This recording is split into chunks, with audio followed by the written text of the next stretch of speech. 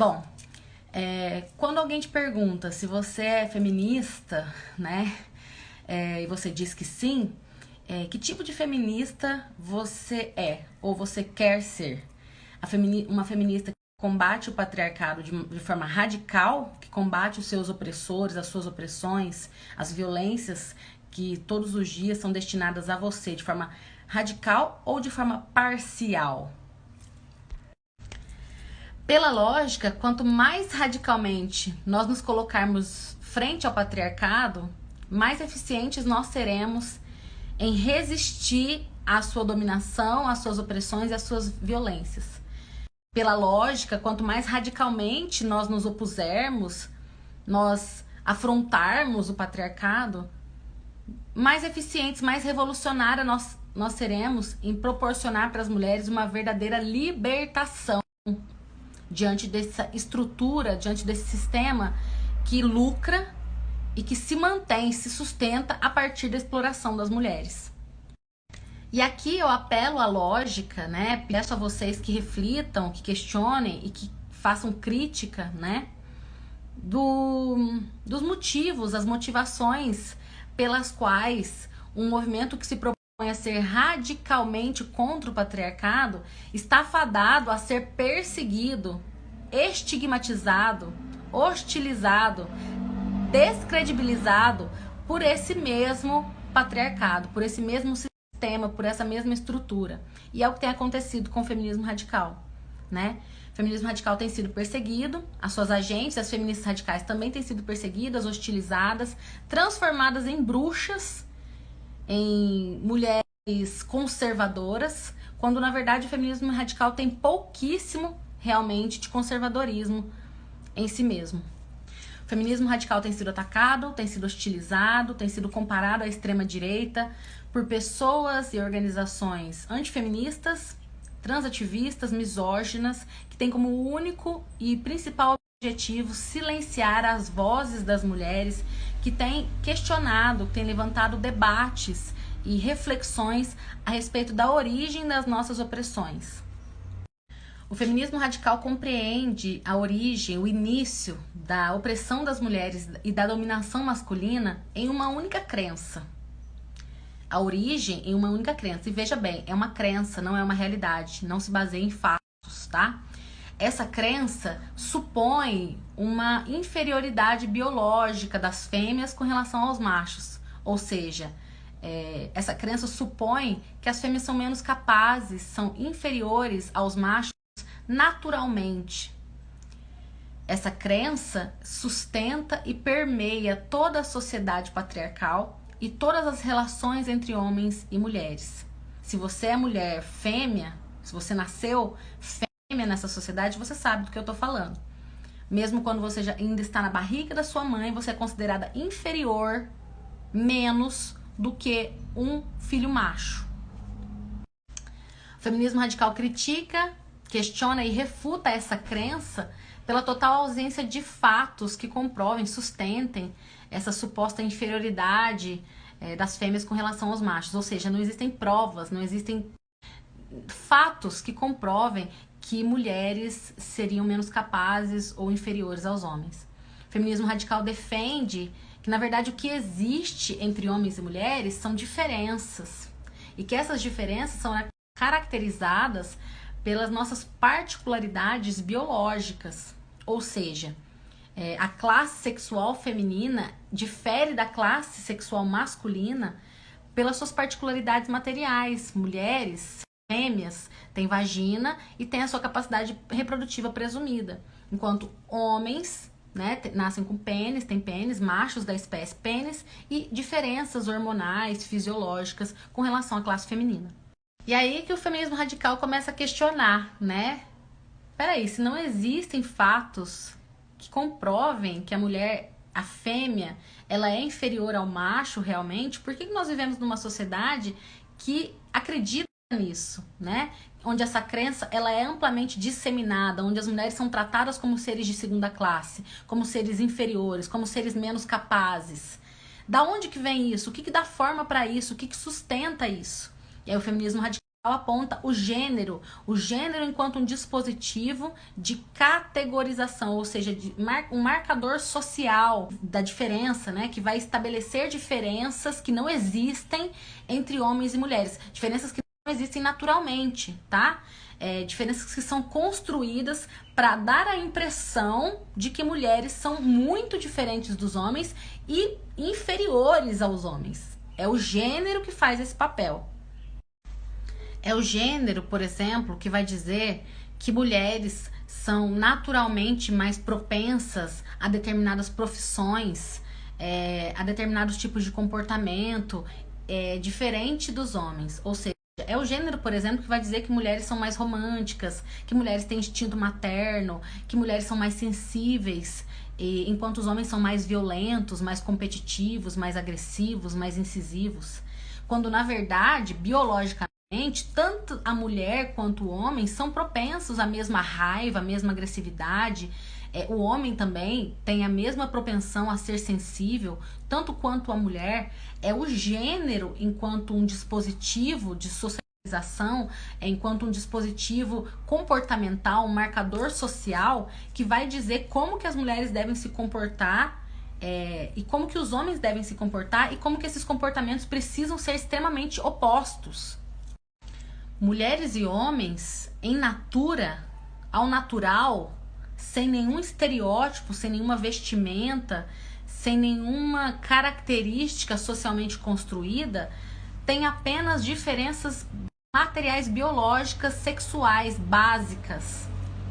É o gênero que diz que homens são intelectuais e mulheres são emocionais. É o gênero que diz que os homens podem usar sapatos confortáveis, roupas confortáveis e não precisam passar por cirurgias estéticas, enquanto diz para as mulheres que elas precisam usar salto, maquiagem, roupas justas e fazerem harmonização facial, colocar silicone, depilar as pernas, tirar as sobrancelhas. É o gênero que estabelece essas diferenças que, ao natural, não existem. O feminismo radical aponta o gênero como esse dispositivo que tem como única finalidade estabelecer as diferenças que não existem quando a gente olha para a nossa biologia, mas que são construídas socialmente. Quando o feminismo radical faz isso, ele é acusado de ser conservador, de ser biologicista, ou seja, de colocar as mulheres, de relacionar as mulheres com as suas características sexuais como se as mulheres fossem definidas apenas pelas características sexuais. E aí se faz necessário, né, a partir dessas considerações, fazer uma pergunta, né, que tem sido uma pergunta fundamental nos debates a respeito dos direitos das mulheres na atualidade. O que é ser uma mulher? O que é ser uma mulher? Uma vez que, quando nós nos referimos às nossas características biológicas, naturais, que são as únicas que realmente são parte de nós, que não foram construídas socialmente, que não são parte de estereótipos ou imposições sociais, as nossas características sexuais, elas não foram dadas por nenhum homem, nós nascemos com elas. Se nós não podemos relacionar o ser mulher com essas características naturais, o que é ser uma mulher então? Como que nós vamos nos caracterizar? Como que nós vamos nos diferenciar da classe masculina que nos oprime? O termo mulher, ele está em disputa. Existe uma disputa para que pessoas do sexo masculino possam ser chamadas de mulher, quando na verdade mulher é o termo que é usado historicamente para definir e para se referir a fêmeas, pessoas do sexo feminino que têm características específicas relacionadas ao seu sexo. Essa categoria já está sendo ocupada. Não existe mulher com pênis. Isso é uma falácia. Isso é antifeminista. Isso é misógino. Ser mulher é ser uma pessoa adulta do sexo feminino. Afirmar isso é resistir diante da imposição social do gênero.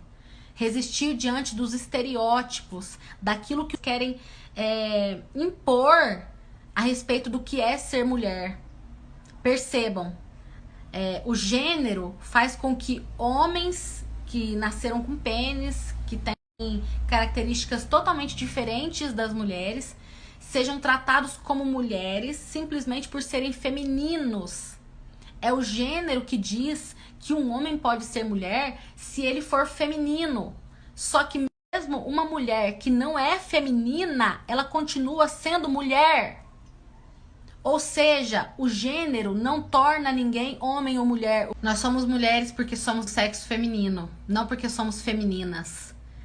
Não porque somos do gênero feminino, nós somos do sexo feminino. Se hoje eu raspar minha cabeça, eu continuo sendo mulher. Se hoje eu comprar uma camiseta considerada de homem e vestir, se eu comprar uma calça considerada de homem e vestir, se eu começar a exercer uma profissão que é considerada profissão masculina, como por exemplo ser pedreiro, eu vou continuar sendo uma mulher. Porque o que faz de mim uma mulher é o meu sexo, é ter nascido com características sexuais de uma fêmea. Não é uma roupa, não é um sentimento, não é uma maquiagem. É a partir da falácia da identidade de gênero que mulheres têm sido reduzidas a comportamentos estereotipados, a características estereotipadas, como por exemplo cabelos longos, peruca, unhas compridas, esmaltadas, maquiagem, salto alto, corpo magro, roupas decotadas e justas. Isso sim é reduzir a mulheres, fêmeas, pessoas do sexo feminino a características impostas pelo patriarcado. Características que recebem influência direta daquilo que os homens acham que é ser uma mulher. É por isso que afirmar o nosso sexo cada vez mais tem sido uma necessidade de resistir diante dessa disputa que está acontecendo para que haja uma ressignificação. Estão tentando ressignificar o sentido de mulher, ressignificar o que é ser mulher. O patriarcado está tentando fazer isso. O sexo não muda, e é o sexo a característica que une a todas as mulheres no planeta e torna todas as mulheres uma única classe oprimida dentro de um sistema patriarcal. É óbvio que essa classe vai ter intersecções, então mulheres negras são mais oprimidas, sofrem mais violência, mas nenhuma pessoa do sexo feminino tá livre de ser oprimida, de ser violentada dentro de uma sociedade dominada por machos, dentro de uma sociedade que acredita que mulheres são seres de segunda classe. Vou dar um exemplo. Ontem eu compartilhei a notícia da ex-esposa, ex-companheira do Johnny Depp. Uma mulher branca rica, foi espancada, foi violentada. Ela não tá livre de violência masculina por ser uma mulher branca rica. É óbvio que uma mulher negra, ela vai sofrer muito mais essa violência e outras violências, inclusive. Dizer que um homem pode ser uma mulher a partir da autoidentificação com a feminilidade, ou a partir do momento em que ele se acha feminino e não que ele é do sexo feminino, é reforçar características dadas pelo patriarcado e pelos homens para dizer o que é mulher. Quantas de nós já não ouvimos alguém dizendo: poxa, aquela travesti ou aquela pessoa trans é mais mulher do que você, simplesmente porque essa pessoa é mais feminina. Com essa afirmação, estão querendo nos dizer que ser mulher, na verdade, é ser feminina. E se eu deixo de ser feminina, eu deixo de ser mulher? Eu passo a ser um homem? Não. Se hoje eu negar todas as características da feminilidade e não quiser mais ser feminina, eu não passo a desfrutar dos privilégios de ser homem. Se ser feminina bastasse para ser mulher, fosse a única coisa, o critério, né, para ser mulher, muitas de nós não seríamos mulheres, porque em muitos momentos nós negamos esses aspectos da feminilidade. É por isso que eu disse que está havendo uma disputa. O patriarcado está tentando ressignificar o sentido de ser mulher, a partir dos estereótipos, a partir da feminilidade, a partir do gênero.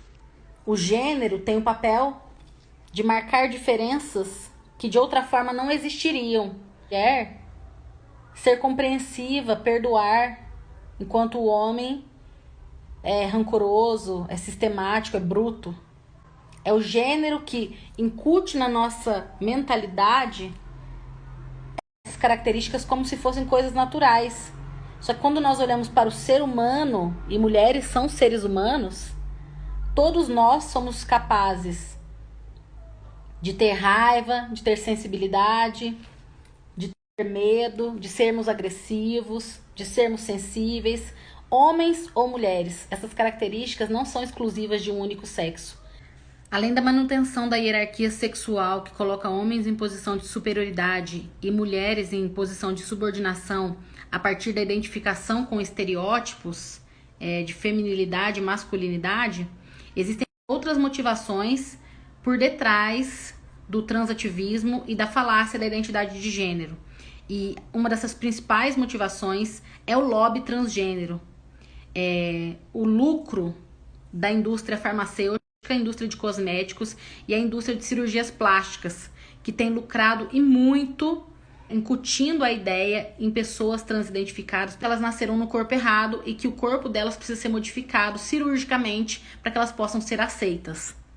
Com essa falácia, né, da identidade de gênero, cada vez mais meninas que se recusam a ser femininas, né, ou que se identificam ou que gostam, demonstram um certo interesse pelo universo masculino, ou vice-versa, né? Homens, meninos que se interessam por coisas consideradas femininas ou que recusam, né, a representar a masculinidade, estão sendo enviados para as chamadas clínicas de gênero, né? Hoje em dia uma criança, né, uma menina que gosta de brincar com brinquedo de menino, está sendo, né, incentivada a acreditar que ela é um menino, né? Ou seja, antigamente, né, as pessoas poderiam dizer que essa menina tinha uma orientação sexual gay, né, ou quando ela crescesse ela poderia ser gay. Agora não, agora essas pessoas já começam a dizer que essa menina tá num corpo errado, provavelmente ela é um homem. Por exemplo, né, eu sempre fui uma menina desfeminilizada, né, eu nunca gostei muito de frufru, eu nunca tive um comportamento muito feminino, considerado feminino, né.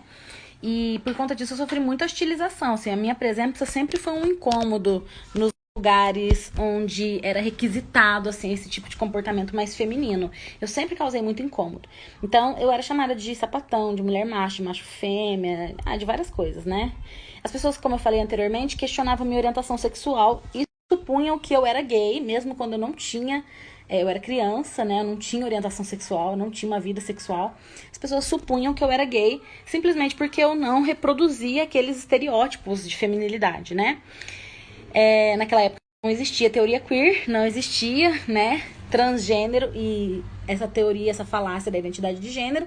Então eles não podiam me dizer que eu estava no meu corpo errado. Mas hoje, se você é uma menina que não se adequa aos estereótipos de gênero, a mídia, os influencers, né, todo esse lobby transgênero vai tentar te incentivar, vai tentar te fazer acreditar que você é um menino, que na verdade você está no corpo errado, que você precisa de uma cirurgia estética, que você precisa de bloqueadores de puberdade, que você precisa esconder os seus seios, porque você tem uma mente de homem, né? Você tem um jeito de pensar e um jeito de se comportar de homem e que o seu corpo não está alinhado com isso e que você precisa ajustar o seu corpo, que o seu corpo está errado a essa mentalidade masculina, a essa forma de ver o mundo, de pensar e de se comportar como homem. Olha que absurdo, né, gente?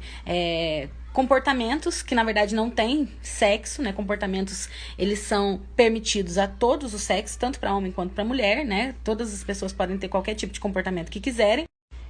Estão sendo tratados como questões exclusivas de um sexo ou de outro. Tudo isso, gente, para dizer que feministas radicais e o feminismo radical não estão perseguindo nem pedindo a cabeça de pessoas trans, né? Pelo que vocês puderam ver das considerações que eu trouxe, o buraco é bem mais embaixo. A questão é muito mais complexo, né? E exige da gente realmente, assim, um olhar mais atento e um senso crítico um pouco mais apurado. Principalmente se a gente considerar que tem mesmo mãos muito poderosas orquestrando a implementação dessa ideologia na sociedade, né? Nesse novo, digamos assim, nesse novo refinamento, né? Nesse novo momento do patriarcado. E apesar do feminismo radical estar sendo perseguido, né, comparado à extrema-direita, como eu falei lá no início dos vídeos, justamente por trazer essas reflexões, por promover esse tipo de debate, né, está sendo perseguido, né, atacado, os feministas radicais estão sendo consideradas as novas bruxas, né? Hoje em dia, transfobia é a antiga bruxaria, era o que na Inquisição foi chamado de bruxaria, hoje é a transfobia. Quando a gente começa a levantar esse debate, a gente é rapidamente hostilizada, né? As mulheres são estigmatizadas mesmo de transfóbicas e existe tentativa de silenciamento, coerção, chantagem emocional, falam que a gente tá matando as pessoas trans, falam que por conta do nosso discurso as pessoas trans morrem, quando a gente sabe bem que isso não é verdade, né? As pessoas trans, elas são alvo de um público específico e esse público não são as mulheres, muito menos as feministas. E o feminismo radical reconhece, sim, que existem muitas pessoas que são vítimas mesmo desse lobby transgênero, dessa indústria, né, e dessa ideologia que vem sendo implementada e que estão sendo levadas a acreditar realmente que nasceram nos corpos errados e que precisam de uma intervenção médica cirúrgica para modificar e reajustar os seus corpos aos seus sentimentos. Na mesma medida em que sabemos que existem pessoas que são vítimas, nós sabemos também que existem pessoas que estão se beneficiando realmente dessa enganação toda, né? Tem pessoas que sabem que homens não podem ser mulheres, né? Que sexo não muda. E mesmo assim estão lucrando com a ignorância, lucrando com a vulnerabilidade dessas pessoas, né? Existem sim. Assim como já existe uma indústria altamente lucrativa que ganha, né, em cima das inseguranças dos corpos das mulheres, dessa ideia de que os corpos das mulheres são defeituosos. Um exemplo de organizações que lucram, né, com a vulnerabilidade de pessoas trans são as organizações que defendem a prostituição, né? Mesmo sabendo que o ambiente da prostituição são os ambientes onde acontecem mais homicídios, né, de pessoas trans. Então, assim, essas organizações, essas instituições, elas não estão nem um pouco preocupadas realmente com a vulnerabilidade, com a dignidade dessas pessoas trans e muito menos ainda com a dignidade das mulheres, né? Então, por isso é tão importante que a gente esteja cada vez mais atenta, assim, porque está havendo uma perseguição e um silenciamento muito grande.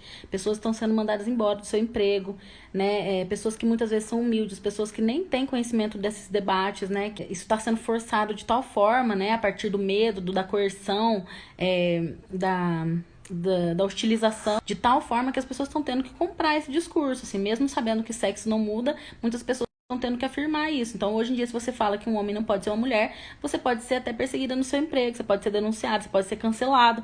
E isso está fazendo com que as mulheres vivam ainda em mais sensação de medo, de pânico, de terror mesmo.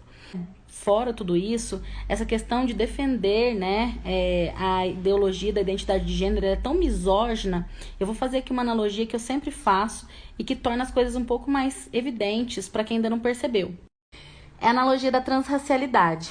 Imaginem vocês que hoje um homem branco chega aqui na internet todo pintado de negro e começa a se reivindicar negro. Começa a dizer que ele se sente negro, que ele se identifica com a cultura negra e que por isso ele é negro e que as pessoas devem respeitar a identidade transracial dele e que isso é um sentimento que ele desde criança ele se sente pertencente à comunidade negra e que ele sempre foi assim, né? Ele sempre teve identificação com a cultura negra, com as questões do movimento negro, que ele sempre se sentiu negro, que ele é periférico, que ele sempre sofreu racismo.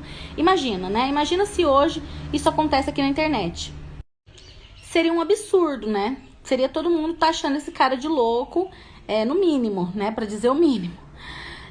Iriam dizer, né, que ele tá totalmente equivocado, que ele sendo branco, ele tendo vivido a vida toda como branco, que ele não pode simplesmente reivindicar uma identidade negra e se dizer negro a partir de um sentimento, a partir de uma identificação com a cultura negra, que isso é um absurdo. Percebam, quando a gente fala sobre transracialidade, sobre a questão negra, fica evidente que é um homem, né, no alto do seu privilégio, um homem branco, se valendo da sua posição para reivindicar, né, da sua posição de opressor histórico, inclusive, mas da sua condição de privilégio, num lugar de fala que não é dele, para reivindicar uma identidade que não é a dele, né? Só que o mesmo não acontece quando a gente está falando de transgênero, né, que são homens reivindicando a identidade feminina. Como a gente tem vários casos no Brasil e no mundo de homens que viveram a vida toda como homens, né? E em algum momento da vida começam a se identificar como mulheres, como se mulher fosse assim um acessório, né? Eu posso ser mulher porque eu me sinto mulher. E aí as pessoas têm que respeitar, são obrigadas a respeitar. Isso, gente, né? O simples fato das mulheres não poderem questionar isso as mulheres não serem nem consultadas sobre isso, né? E isso estar sendo enfiado nossa goela abaixo, isso já mostra, né? Como as mulheres são consideradas seres de segunda categoria. Um homem, do alto do seu privilégio histórico, né? Da categoria a qual ele pertence, a classe sexual a qual ele pertence, de uma hora para outra ele poder reivindicar uma identidade feminina já mostra exatamente que lugar nós ocupamos nessa sociedade.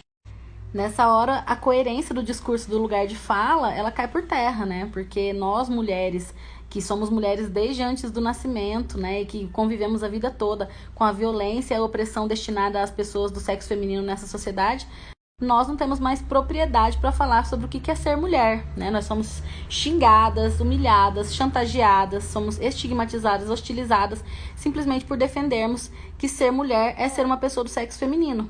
Então é isso, gente.